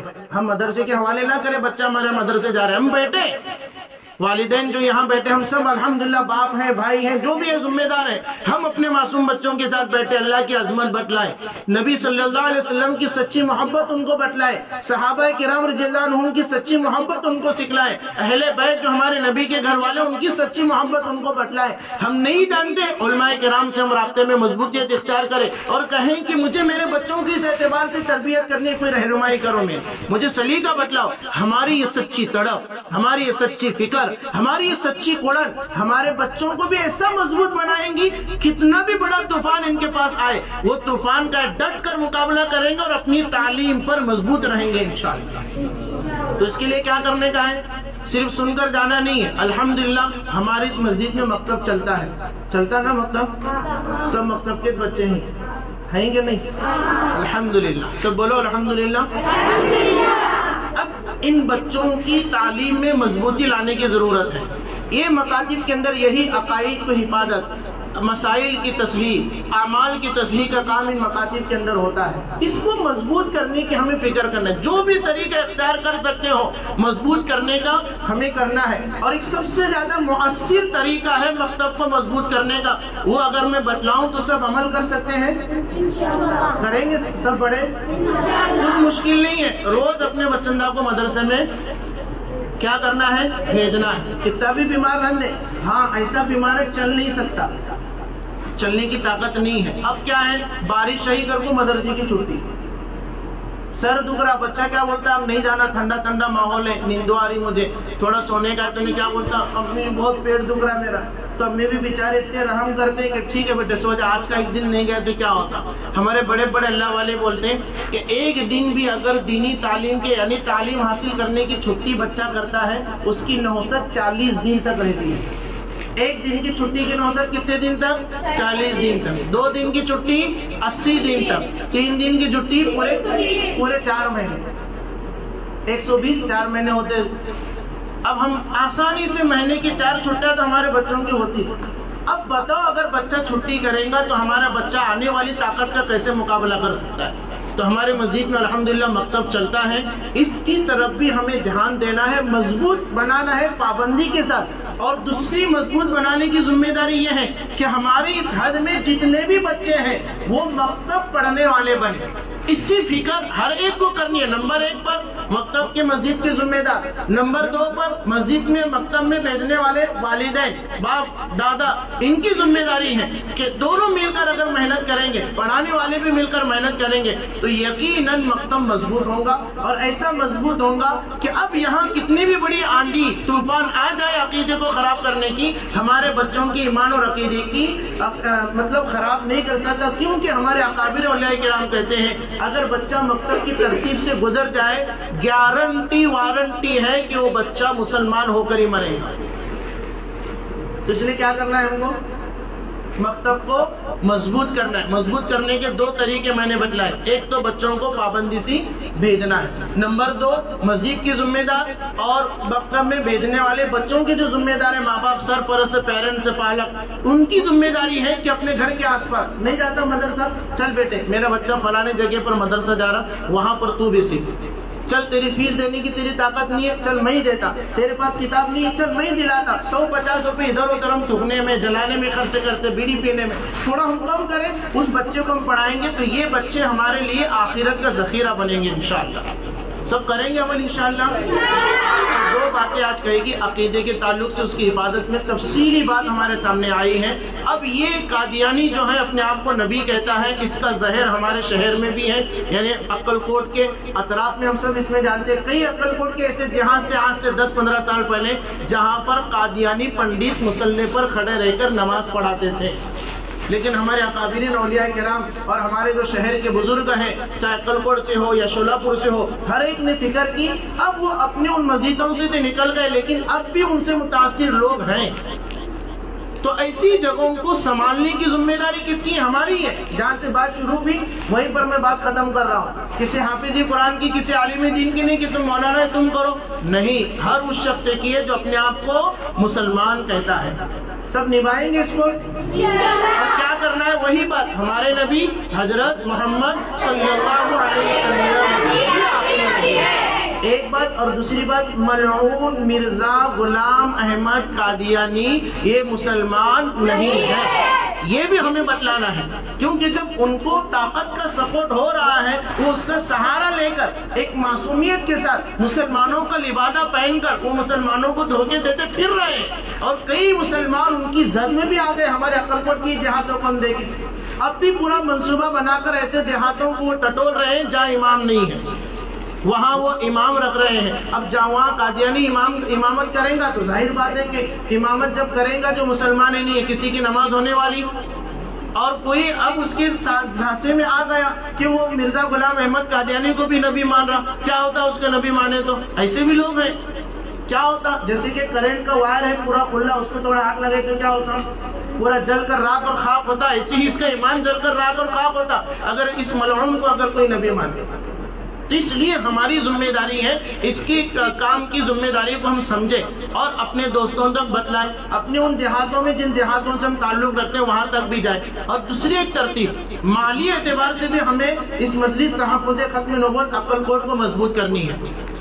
الحمدللہ اس مجلس کے تحت کئی ایسے دیہات ہیں جہاں پر اماموں کی تنخواہ دی جاتی ہے اور مجلس مکتب بھی ان کی نگرانی، وہ دیہات جہاں پر قادیانی تھے پہلے وہاں پر مکتب جاری ہے، اور پورے ضلع کے اندر تقریباً 32 سے زیادہ ایسے دیہات ہیں جہاں پر الحمدللہ مکتب شروع کیے گئے اور جہاں پر امامت کے لیے امام رکھے گئے اپنے وہاں سے قادیانی پنڈتوں اور اماموں کو نکال کر، اور ان کی تنخواہ اس مجلس تحفظ ختم نبوت کی طرف سے جاری ہے۔ اور ابھی اس سال کی یعنی اس مہینے کی جو تنخواہ گئی ہے پوری 1,05,000 کے قریب گئی ہے۔ کتنے؟ 1,05,000، اور ابھی بڑھنے والی ہے۔ ابھی کئی دیہاتوں میں نئے اور مکتب شروع کیے ہیں۔ مزید جانکاری اگر ہمیں چاہیے تو ہمارے یہاں کے جو ذمہ دار ہیں مولانا ابراہیم صاحب جو شاہ سفیر کے امام صاحب ہیں، اور جو ذمہ دار بدری امیر صاحب ان کو جانتے ہیں، ان کو ملے کیا کیا حال ہے ہمارے عقل کوٹ کی تھوڑا بتلائیں تو ہمیں پتہ چلے گا کہ ابھی بہت ساری بے دینی ہمارے علاقے میں ہے۔ میں تو اپنی مسجد میں آ رہا ہوں، جا رہا ہوں، سمجھ رہا ہوں کہ بے دینی ختم ہو گئی۔ ہم دیہاتوں کا حال سنیں گے تو امیر صاحب بتلاتے ہیں کہ ابھی بھی ایسے دیہات ہیں جہاں اب بھی وہاں امام نہیں ہے، وہاں امام کی ضرورت ہے۔ ابھی بھی ایسے دیہات ہیں جہاں کفر اور شرک ہو رہا ہے، اس ملعون مرزا غلام احمد قادیانی سے متاثر لوگ اب بھی ہیں۔ تب ان جگہوں پر جا کر ان کے ایمان اور عقیدے کی حفاظت کی ذمہ داری ہم تمام کی ہے۔ 2 طریقے سے ہم خود چل پھر کر جائیں، اور دوسرا طریقہ مالی اعتبار جس کے ہم ممبر بنے۔ 150 ये कोई बड़ी बात नहीं है, सब बनेंगे इंशाअल्लाह। हजरत मौलाना इब्राहिम साहब उसके जिम्मेदार हैं और उस मेंबर बनने के बाद उसकी उसूली के लिए भी एक जिम्मेदार तय किए गए हैं। वो सब यहाँ जितने भी आए हैं अगर पहले से मेंबर है माशाअल्लाह, उनकी जिम्मेदारी है कि और एक अपने साथ एक मेंबर बढ़ाए। मैं आइंदा महीने तक एक मेंबर 150 के जरिए से बढ़ाऊंगा।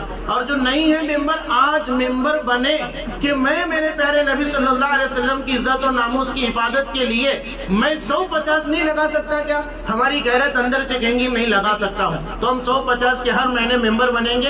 इन्हीं 150 हम समझ रहे हैं 150 में क्या होगा, बहुत सारे लोगों की ईमान। इसी 150 के जरिए से हर महीने बिला नागा 1 तारीख से लेकर 10 तारीख के अंदर 1 लाख से ज्यादा तनख्वाहें जा रही है। ये सब हमारी ही इज्तिमाई मेहनत, हमारी दुआएं और फिक्रों का ये नतीजा है, वरना हर महीने इतनी बड़ी रकम का निकलना है कोई मामूली बात नहीं है। अल्लाह की खुसूसी रहमत और हम मुखलिसों की खुसूसी दुआएं हैं कि ये काम हो रहा है। सब इस पर भी ध्यान देंगे इंशाअल्लाह। जितने यहाँ मेंबर हैं वो मेंबर बहुत अच्छे, नहीं है तो हम मेंबर बनाए।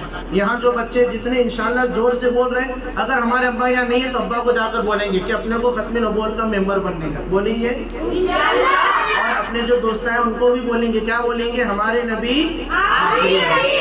और जो बातें कही कि नहीं समझे तो छोटा सा किताबचा है उर्दू हिंदी में, 4 बातें हैं, उन चारों बातों को पढ़े, लोगों को बतलाए हमारे नबी आखिरी नबी हैं। सच्चे हजरत इमाम मेहदी जो मोहम्मद बिन अब्दुल्ला मेहदी हैं वो आने वाले हैं लेकिन अब तक आए नहीं, उनके ताल्लुक से बात है। सच्चे हजरत ईसा अलैहिस्सलाम आने वाले हैं लेकिन अब तक आए नहीं। बिस्मिल्लाहिर्रहमानिर्रहीम, अल्हम्दुलिल्लाहि रब्बिल आलमीन, हम्दन कसीरन तय्यिबन मुबारकन फी, अल्लाहुम्मा सल्लि अला मुहम्मदिन नबिय्यिल उम्मी व अला आलिहि व सल्लिम तस्लीमा। रब्बना ज़लमना अनफुसना व इन लम तग़फिर लना व तरहमना लनकूनन्न मिनल ख़ासिरीन। रब्बना आतिना फिद दुनिया हसनतन व फिल आखिरति हसनतन व क़िना अज़ाबन नार। अल्लाहुम्मा अंत ख़ल्लाक़ुल अलीम, अल्लाहुम्मा अंत समीउल अलीम, अल्लाहुम्मा अंत रब्बुल अर्शिल अज़ीम, अल्लाहुम्मा अंतल जव्वादुल करीम, या अरहमर राहिमीन, या हय्यु या क़य्यूम, या दल जलाल वल इकराम। ऐ अल्लाह हमारे गुनाहों को माफ़ फरमा, ऐ करीम अल्लाह हम पर रहम का, करम का, अफ़्व का, दरगुज़र का, आफ़ियत का, सुकून का, इत्मीनान का मामला फरमा।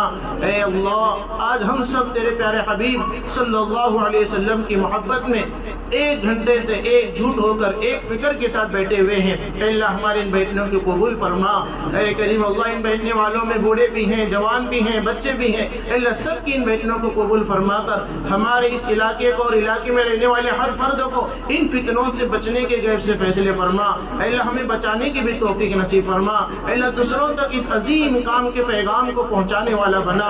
ऐ करीम अल्लाह ये 3 ताकतें बड़ी ताकत के साथ, बड़े मंसूबे के साथ, पूरी प्लानिंग के साथ काम कर रहे हैं। ऐ अल्लाह हम हक पर होकर गाफिल हैं। ऐ अल्लाह हमारी इस गफलत को माफ फरमा, हमारी इस बेगैरती को माफ फरमा, हमारी इस बेहिसी को माफ फरमा, हमारी इस बेफिक्री को माफ फरमा दे। ऐ अल्लाह हमें गैरतमंदी नसीब फरमा, होशमंदी नसीब फरमा, फिक्रमंदी अल्लाह में नसीब फरमा। एकजुट होकर, एक जिस्म होकर, एक फिक्र होकर, ऐ अल्लाह एक साथ इस फितने के मुकाबले के लिए हर एतबार से अल्लाह हमें खड़े होने की तौफीक नसीब फरमा। अल्लाह माली एतबार से भी हमें ताकत नसीब फरमा। अल्लाह मैं तो चाहता हूँ कि अपनी माल की कुछ हिस्सा तेरे प्यारे हबीब की इज्जत और नामूस की हिफाजत के लिए लगाऊं, लेकिन अल्लाह मेरे पास वो माल नहीं है, कमजोर हूँ माली एतबार से, तो अल्लाह मेरी रिज़्क़ में बरकत अता फरमा। अल्लाह ये तड़प हर बैठने वाला रखता है, तेरे प्यारे हबीब का हर उम्मती रखता है, हर एक के कारोबार में बरकत अता फरमा, इतनी बरकत अता फरमा कि हम आसानी के साथ इस काम में हिस्सा ले सके। 150 तो एक बड़ी बात नहीं है, लेकिन अगर तू तौफीक ना दे तो 1 रुपया भी हम नहीं निकाल सकते। ऐ करीम अल्लाह हमारे माल को भी तेरे प्यारे हबीब सल्लल्लाहु अलैहि वसल्लम की इस इज्जत और नामूस की हिफाजत वाले काम में कबूल फरमा। हमारी जिंदगी का कुछ हिस्सा इस काम की हिफाजत के लिए हम लगाए, अल्लाह इसके लिए भी कबूल फरमा। अल्लाह इस मकतब में इस पढ़ने वाले हर बच्चे को अल्लाह कबूल फरमा ले, पढ़ाने वाले असातिज़ाए किराम को कबूल फरमा ले। अल्लाह जितने लोग इस मकतब की कामयाबी के लिए मेहनतें कर रहे हैं, अल्लाह सबकी मेहनत को कबूल फरमा कर इस इलाके में जितने अफराद, जितने बच्चे हैं, सब मकतब से जुड़े और हर घर में मकतब चालू हो। अल्लाह इसे गैब से फैसले फरमा। अल्लाह इस मजलिस के इनकाद के लिए जितने अहबाब ने मेहनतें की है, दावत के जरिए से, फोन लगाकर, ऐलानात के जरिए से, अल्लाह ساروں کی محنتوں کو قبول فرما، اے اللہ ساروں کی محنتوں کو قبول فرما، اے کریم اللہ ساروں کی محنت میں اخلاص عطا فرما، للہیت عطا فرما۔ یقیناً یہ جو بھی محنت ہوئی ہے تیرے پیارے حبیب صلی اللہ علیہ وسلم کی محبت میں اور عظمت میں ہوئی ہے، اور تاج تخت ختم نبوت کی حفاظت کے لیے محنتیں ہوئی ہے، اور یہ کام کوئی معمولی کام نہیں ہے۔ اے اللہ اس کی عظمت، اس کے تقدس اور اس کے احترام کو ہمیں سمجھنے کی توفیق نصیب فرما۔ جہاں کہیں بھی فتنی لوگ کام کر رہے ہیں اللہ ان کی فتنے کے اثر سے، ان کے زہر کے اثر سے ہمارے مسلمانوں کی ایمان اور عقیدے اور اعمال کی حفاظت کے غیب سے فیصلے فرما۔ عقائد کے اعتبار سے فتنے ہوں یا مسائل کے اعتبار سے فتنے ہوں، سارے فتنوں سے اللہ امت کے ہر فرد کی حفاظت کے غیب سے فیصلے فرما۔ اے اللہ اس مجلس کو ہماری مغفرت کا ذریعہ بنا، اے اللہ اس مجلس کو پیارے آقا کی سچی محبت کے بڑھنے کا ذریعہ بنا، اے اللہ اس مجلس کو ہمارے کاروبار میں، رزق میں برکت کے ذریعہ بنا، ہماری ہر طرح کی عزت اور آبرو کی حفاظت کا ذریعہ بنا۔ اے کریم اللہ جو مانگا اس کو بھی قبول فرما، جو مانگنے سے باقی رہے گا محض اپنے فضل کرم پیارے آقا حضرت محمد صلی اللہ علیہ وسلم کے صدقے طفیل میں اور آپ کی خیر و برکت سے ہماری دعاؤں کو قبول فرما۔ ربنا تقبل منا انك انت السميع العليم وتب علينا انك انت التواب الرحيم، وصلى الله تعالى على خير خلقه محمد وعلى آله وأصحابه أجمعين، سبحان ربك رب العزة عما يصفون وسلام على المرسلين والحمد لله۔